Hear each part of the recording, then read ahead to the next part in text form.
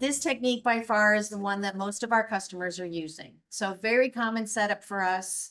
I've selected one spectrometer, but all of the spectrometers that we offer can be used for absorbance measurements. Absorbance is all about what doesn't make it through the sample because of the chemical composition, what's in the sample. And with an absorbance measurement, what we're doing is we're sending light, we'll say broadband light, either vis-near or UV vis-near, through a sample. So we're putting all of this light through the sample, and the spectrometer is measuring which wavelengths of light don't make it through the sample. So which wavelengths of light are absorbed due to the chemical composition of the sample and don't pass through.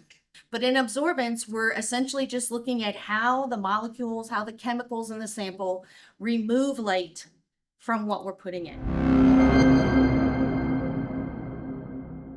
For the measurement today, I picked an SR6, which is a higher end small bench spectrometer.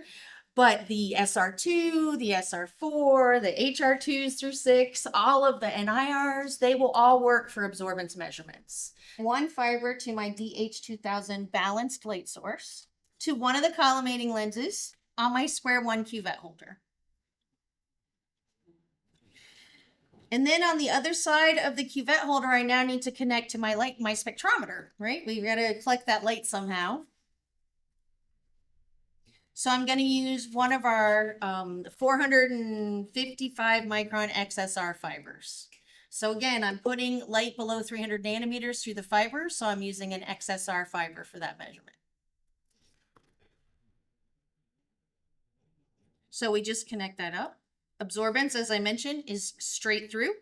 So we're actually bringing the light in and we're measuring on the other side of the sample. The sample almost acts like an optical filter. Some wavelengths of light are not going to pass through. Based on what that spectrum looks like, we can tell something about the chemical composition of the samples. So this is our absorbance setup. We've got a light source, a sampling accessory to hold our sample, and then we have our spectrometer, all connected together by fibers. So let's take a look and see what this looks like. As I was mentioning, this is all fine and dandy, but you have to get it into a software package so you can actually see what you're looking at. So this is what our customers see when they start up our software, OceanView. And this is the software that, the only software that we offer for customers who want a software package that has a user interface and all of that good stuff. So makes it easy for customers to use. So if we want to get into absorbance mode, we can use our wonderful wizards that we have in OceanView. And so the user just needs to click on absorbance, and it's going to walk them through the steps they need to take to get into absorbance mode. So in this case, we're just going to get into absorbance. So the spectrum is showing us absorbance versus wavelength. We have some other modes in here that will let you determine concentration for your sample if you provide it with a set of samples that have known concentrations. So that's the other options. We're just going to do absorbance today. So the first thing that we have to do is set our acquisition parameters. Okay, and so we have to go through and set the spectrometer up so that we are optimizing the signal acquisition, so that we're getting the best data that we can from the measurements. So in this case, you'll see here, there's this blue line. This is really where we like our maximum intensity to be.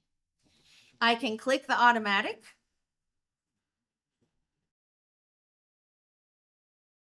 There it goes. So when you click automatic, it will adjust the spectrum. So the highest intensity is at that particular line, which is going to vary in terms of the number of counts based on the spectrometer you're using. So this one can go up to 65,000 counts. Other spectrometers have different ranges. But using the wizard, you can just click automatic and make sure that you're at the level you need to be. The other acquisition parameter we have here is scans to average. It's really important to do signal averaging in the measurements. So it is going to clean up your sample and improve your signal to noise ratio by the square root of the number of averages that you're using. So I will often use 100 averages if I'm at a short integration time. We're at 9 milliseconds. I mean, So I can actually do a lot of averaging in here. We'll just do 25 for now, just to kind of clean up the spectrum and get some improvement in the signal to noise ratio. What that means is every 9 milliseconds, it's going to capture a spectrum. It'll do that 25 times. Then it will average that together, and that's what we'll see on the display. Boxcar width is another one that we recommend using, but you have to be careful with the Boxcar. This is going to actually average across the detector pixels. So if we say we want a Boxcar value of 2, it's going to do 2 pixels on either side of the pixel that it's reporting. So we're averaging pixels across the detector. And you can see that. I can probably show it here. If I use, let's say I use some crazy big value like 20 Boxcar, you can see my spectrum comes down. That's because I'm now, my resolution has gone down and it's impacting my spectral data. So Boxcar width, and I could probably even make it more significant, it's smoothing the spectral data is what it's doing. So as I go up, you see the spectrum is getting more featureless as we go up to crazy. And I would never use a Boxcar value this high. But you can see if we use too high of a Boxcar value, we're going to smooth over peaks that we might actually be interested in. So I typically will keep it, depending on the spectrometer, 3 or 5 as my setting, especially for absorbance measurements. The important thing to know about Boxcar, one, it does improve the signal to noise ratio, just like the scans to average by the square root of the Boxcar setting that you're using. But it also can smooth your spectral data and essentially erase features that you might be very interested in. The other thing that we recommend is that you turn on your linearity correction. Some of the spectrometers have electric dark correction. Some of them ask you to store dark. You just are going to shutter the light source so light's not entering the spectrometer. And then we need to make sure our non-linearity correction is turned on. So now comes the point where we're going to begin correcting for the fact that every single SR6 has a slightly different, I like to say personality, but instrument response function. So even if I have an exactly configured SR6, I have 2 of them, they still will look a little bit different in quick view or raw data mode. So I need to take a reference. And for absorbance, I need to say, hey, here's all the light that I'm passing through the sample so I can determine what light doesn't make it back through. So in our case, we're going to be looking at some food coloring samples. And these just have different amounts of food coloring in them. You can see some differences in the color. It's here as well. So let's see the camera. And the background for that is what the food coloring in is water. So for my reference, what you want to use for a reference is a sample that has everything but what you're interested in. So in this case, I'm interested in just looking at the food coloring, so I can use water as my reference. So I've got my cuvette with some water in it. I'm going to pop it in. And then once the spectrum has settled and I know it's where it needs to be, I'm going to just click my lit up light bulb here and collect a reference spectrum. So in this case, you're putting in your reference sample, whatever that is, everything but what you're interested in actually measuring. And we're going to measure that. And then we go next. And the next step is to take a dark or background measurement. And this measurement is actually taking into account the electronic noise of the spectrometer. So I'm going to shutter my light source, so no light is entering the spectrometer. And I'm going to click my dark light bulb to store background.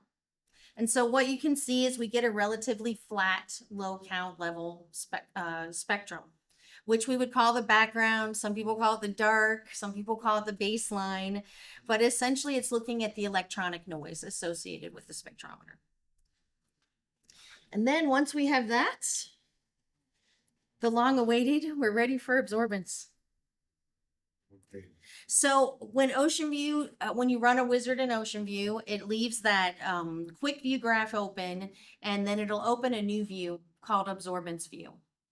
And I want to show you on the schematic, which we can talk about in more detail, the wizard actually builds this for me.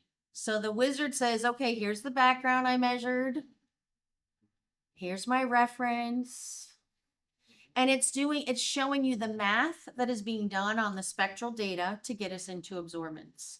So this is powerful for a teaching lab, for example. You could show the students what's going on at every step. Each one of these is clickable, and you can see the spectral data that's being collected by that node.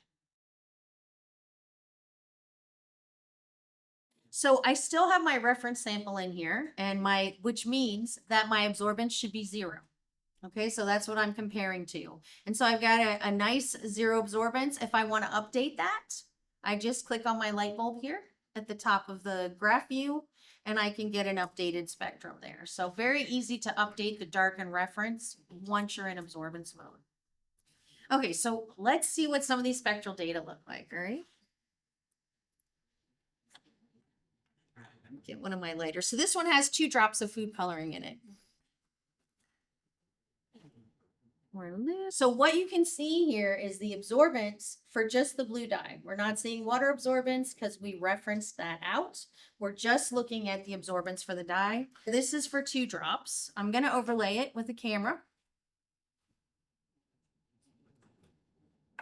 And let's see, this one has 5 drops. So not exactly perfectly 2 times, but we should see a larger spectrum.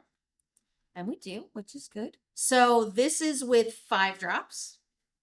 Now I have a sample with 8 drops. As we go up to 8 drops, we can see that we're getting even more absorbance.